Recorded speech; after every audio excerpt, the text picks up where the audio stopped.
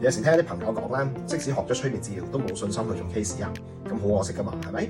咁所以嚟緊呢幾日咧就會出幾條片講及一啲催眠治療師新手上路嘅時候咧最容易撞到嗰幾個板，同埋咧背後嘅原理係點樣啊，如何處理啊，咁都會同大家分享嘅。咁首先咧第一樣嘢最熱門㗎啦，經常會提及就係咩咧？好多會害怕啊！如果個案主情緒爆發咁點算啊？甚至乎我曾經聽過啲同業咧講，唔好接一啲咧會有情緒困擾嘅案主啊，因為咧如果過程當中情緒爆發咧，咁聽到唔到噶嘛。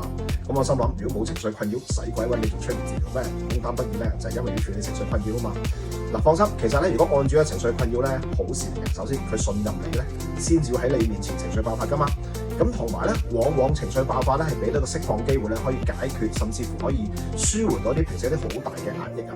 同埋最重一點咧，往往情緒越多咧，等於你查一件案，佢嗰個線索越多，咁你了解佢心結何在，去解決佢嘅心結，你嘅把握咪大好多。所以咧，唔好再害怕你嘅案主情緒爆發啦。